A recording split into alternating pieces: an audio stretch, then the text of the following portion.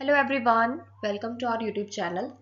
तो आज के हमारे लेक्चर वीडियो में हम जो टॉपिक डिस्कस करने वाले हैं वो एचआरएम का एक टॉपिक है, job enrichment and job enlargement, जिसमें स्टूडेंट्स को कई बार कंफ्यूजन हो जाती है।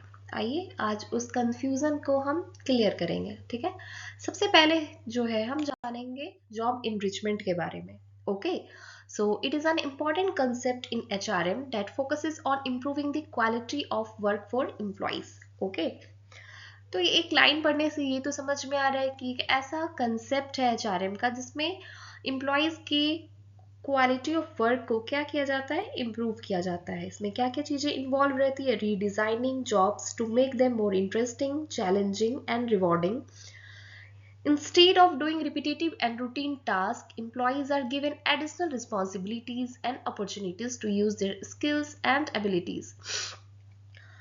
किसी भी कंपनी में, किसी भी ऑफिस में समटाइम्स ऐसा होता है, जो एम्प्लॉयज़ होते हैं अपने डेली टास्क से, यानी सेम वर्क करते आ रहे हैं, सेम रोल्स एंड रिस्पॉन्सिबिलिटीज़ निभाते निभाते क्या होता है, वो टायर्ड हो जाते हैं। टायर्ड यानी मेंटली टायर्ड, या फिर मोनोटोनस फील करने लगते हैं, उन्हें काम करने में मन नहीं लगने लगता है, बोर हो जाते हैं। सेम एज इट इज़ अगर हम अपने डे टू डे लाइफ में भी देखें, सेम काम अगर हम लोग कर रहे हैं, सेम रूटीन चलते आ रहा है, तो कहीं ना कहीं हम लोग भी बोर होने लगते हैं। तो एम्प्लॉयज़ को मोटिवेटेड फील कराने के लिए क्या किया जाता है, वर्टिकल लेवल में, यानी उनके जो रोल्स एंड रिस्पॉन्सिबिलिटीज़ हैं क्या किए जाते हैं, थोड़ा सा हाई कर दिया जाता है ना। यानी instead of repeated routine task, employees को जो है एडिशनल रिस्पॉन्सिबिलिटीज़ दे दी जाती है। यानी कि उन्हें थोड़ी अथॉरिटी दे दी जाती है, या फिर पावर दे दिया जाता है डिसीजन मेकिंग का। ये इसलिए किया जाता है ताकि एम्प्लॉयज़ जो है खुद में कॉन्फिडेंट फील करें, और उनकी जो स्किल्स है, एबिलिटीज़ है, वो क्या हो सके, इन्हेंस हो सके।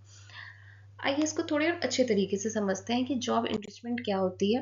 अगर हम सिंपल टर्म में बात करें तो क्या किया जाता है, एम्प्लॉयज़ की जो रिस्पॉन्सिबिलिटी है उसको इंक्रीज कर दी जाती है। ठीक है, और ऐसा उन्हें पावर दिया जाता है कि वर्क को वो अपने अकॉर्डिंग क्या कर सके, कंट्रोल कर सके। डिसीजन मेकिंग में भी पार्टिसिपेट करने का वो लोग को अब अलाउ रहता है कि आप भी आइए, डिसीजन मेकिंग का पार्ट बनिए और अपना भी कुछ सजेशन दीजिए।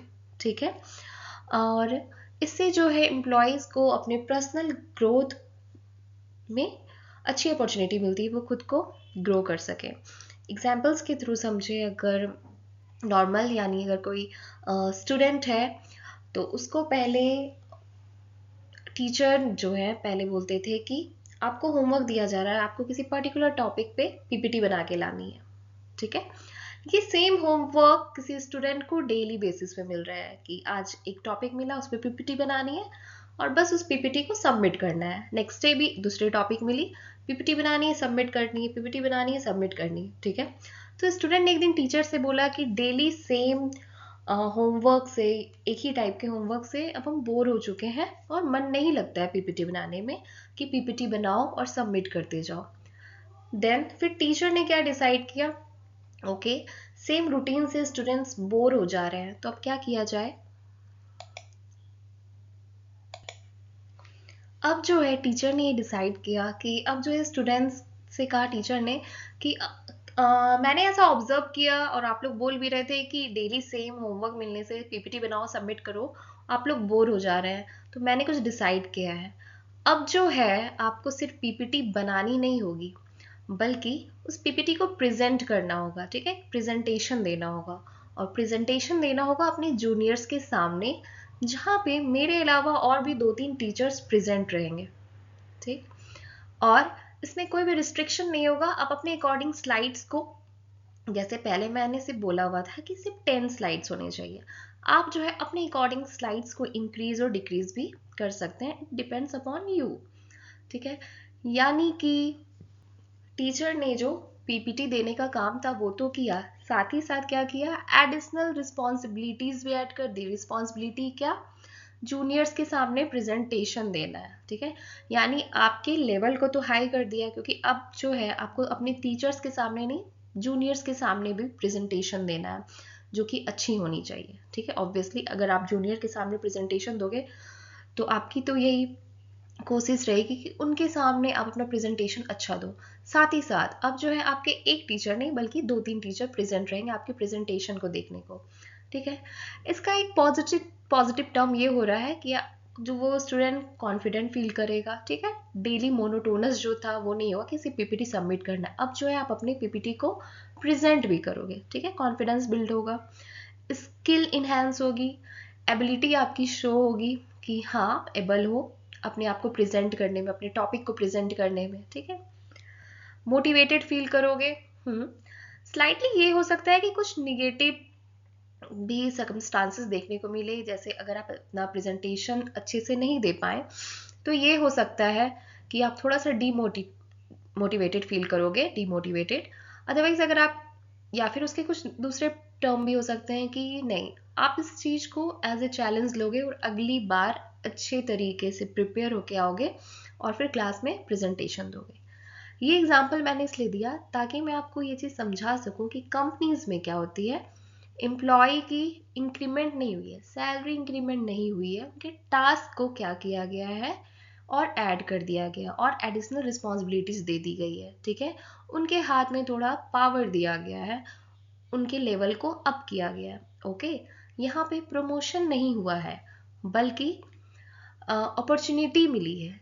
क्या चीज़ को, कि आप खुद को अच्छे तरीके से प्रेजेंट करो, आप दिखाओ कि आप में एबिलिटी है ये सारे टास्क ही करने की। हाँ, ये हो सकता है आपकी प्रमोशन अभी नहीं हुई है, बट यहाँ पे देर इज अ चांसेस, यहाँ पे चांसेस क्रिएट हो जाते हैं कि आगे चल के जब प्रमोशन का टाइम आए और आपने प्रीवियस टाइम में परफॉर्मेंस अच्छा रखा है तो आपके प्रमोशन के चांसेस क्या होंगे, बढ़ जाएंगे।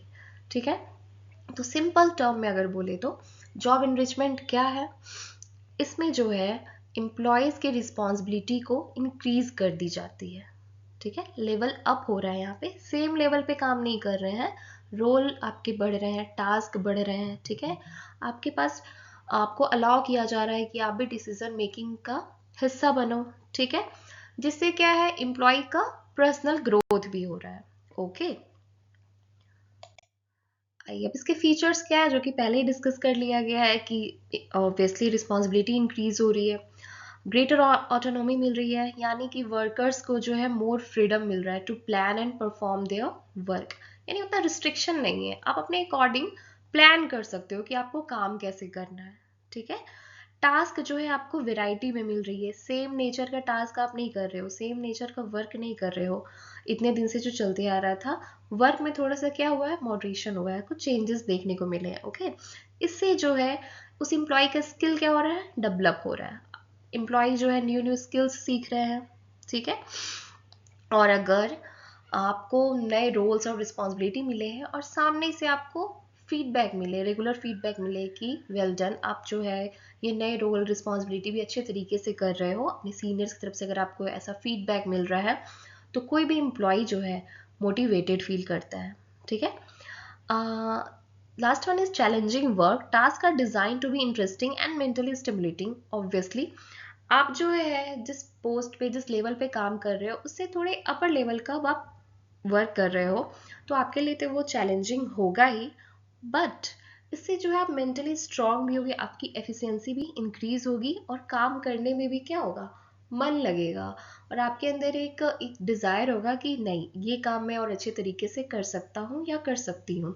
ओके, आइए अब आगे देखते हैं इसके एडवांटेजेस, फिर इसके डिसएडवांटेजेस भी देखेंगे। ओके, जैसा कि मैंने पहले ही डिस्कस किया, इससे क्या है, अगर आप अपने लेवल से हायर लेवल का कुछ रोल और रिस्पॉन्सिबिलिटी आपको मिली है और आप अच्छे से कर पा रहे हैं तो आपको हायर जॉब सेटिस्फैक्शन फील होगा। ठीक है, मोटिवेटेड फील करोगे और भी बेटर परफॉर्मेंस दोगे आगे चल के। ठीक है, इससे किसी एम्प्लॉय का स्किल डेवलपमेंट हो रहा है, तो ये सारे एडवांटेजेस हो गए, जिससे क्या है एम्प्लॉयज़ का जो है टर्नओवर वो क्या होने लगता है किसी भी ऑर्गेनाइजेशन में, वो रिड्यूस होने लगता है। ओके, आइए अब इसके डिसएडवांटेजेस देखते हैं। ओके, हाँ, डिसएडवांटेजेस में क्या चीज़ होगा, आप ऑलरेडी कुछ वर्क कर रहे थे, अब जो है आपके वर्क को इंक्रीज कर दिया गया है, ऑब्वियसली किसी एम्प्लॉय का वर्कलोड बढ़ेगा। ठीक है, और अगर किसी एम्प्लॉय का वर्कलोड बढ़ेगा तो वो स्ट्रेस लेने लगेंगे, ठीक है, क्योंकि अगर वर्कलोड बढ़ रहा है तो ऑब्वियसली कहीं ना कहीं वो एम्प्लॉय स्ट्रेस लेने लगेगा। ओके, अगर किसी एम्प्लॉय को कुछ नया टास्क दिया गया है तो उस टास्क के लिए ये हो सकता है एम्प्लॉय को एडिशनल ट्रेनिंग की ज़रूरत हो। साथ ही साथ ये जो जॉब इनरिचमेंट है, ज़रूरी नहीं है कि सारे एम्प्लॉयज़ के लिए सूटेबल हो, ठीक है। कुछ जो है स्ट्रेस में आ जाएंगे और जो काम ऑलरेडी कर रहे थे उस काम में भी उन्हें मन नहीं लगेगा, ठीक है। Risk of failure, obviously job enrichment जो है एक तरीके से आपकी प्रमोशन नहीं हुई है बट आपके रोल्स एंड रिस्पॉन्सिबिलिटीज़ को बढ़ा दिए गए हैं। तो अगर आप वो रोल्स और रिस्पॉन्सिबिलिटी को अच्छे तरीके से इम्प्लीमेंट नहीं कर पाए तो इस एम्प्लॉय की एफिशिएंसी जो है वो क्या होगी, रिड्यूस हो जाएगी। तो ओवरऑल जॉब एनरिचमेंट की कुछ एडवांटेजेस हैं तो कुछ डिसएडवांटेजेस भी हैं। इसका फोकस ये होता है कि एम्प्लॉय मोटिवेटेड फील करे, ठीक है, मोनोटोनस फील ना करे, अपने काम से बोर ना हो, इसलिए की जाती है। जॉब इन्वेस्टमेंट को लॉन्ग टर्म बोला जाता है क्योंकि कहीं ना कहीं अगर आप अपना रोल जो है अच्छे तरीके से निभाएंगे तो आगे चल के एम्प्लॉयज़ की प्रमोशन होने के चांसेस इंक्रीज हो जाते हैं। ओके, आइए अब हम जानेंगे जॉब इनलार्जमेंट के बारे में। इसमें भी सेम है क्या? Job enlargement refers to the process of increasing the number of tasks performed by an employee at the same level of responsibility। यहाँ पे मैंने इसलिए यहाँ पे बोल्ड में मेंशन किया है कि यहाँ पे जो है जॉब enlargement में एम्प्लॉय जो है सेम लेवल ऑफ रिस्पॉन्सिबिलिटी में रहता है, जबकि इनरिचमेंट में क्या होता है, उनका लेवल अप किया जाता है, यानी जो पोस्ट पे काम कर रहे हैं उन्हें पावर्स ऐड की जाती है, ठीक है, डिसीजन मेकिंग में भी वो पार्टिसिपेट कर सकते हैं। बट जो जॉब इनलार्जमेंट है ये हॉरिजेंटल नेचर का होता है, यानी सेम लेवल पे होता है। यहाँ पे टास्क बढ़ाया जा रहा है, ठीक है। It is done to make the job more varied and reduce monotony. Simply यही चीज़ इसका भी था, मोटो यही है कि एम्प्लॉयज़ जो है मोनोटोनस फील ना करे और सिंपल वर्ड्स में बोले it means giving more work of the same type to an employee without increasing authority और रिस्पॉन्सिबिलिटी, यानी आपको किसी तरह की अथॉरिटी नहीं मिली है, ठीक है।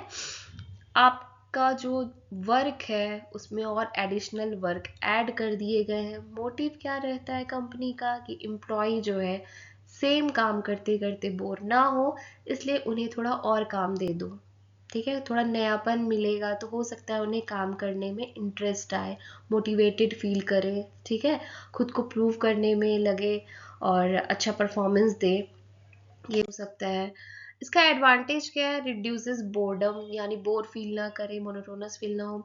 इंक्रीजेस वेराइटी ऑफ वर्क, यानी आप मल्टी टास्किंग बन सकते हो, एक ही तरीके के काम आप करते आ रहे थे बट अब जो है आपको वेराइटीज़ में काम मिले हैं तो आप मल्टी टास्कर भी बन रहे हो इससे। हाँ, ये पर्सनल स्किल ग्रोथ ये हो सकता है कि आपका जो स्किल्स है वो क्या होगा, इम्प्रूव हो जाएगा। और ये बोल सकते हैं employees become more useful to the organisation, क्योंकि आप जो है मल्टीटास्किंग कर रहे हो तो आप ऑर्गेनाइजेशन के लिए आप मोर यूजफुल हो गए हो क्योंकि आपको वैरायटी ऑफ वर्क्स करने आ रहे हैं। इससे जो है एम्प्लॉय का बेस्ट यूटिलाइजेशन होता है, एक ही एम्प्लॉय से अलग अलग वैरायटी के काम करवा सकती है अब कंपनी।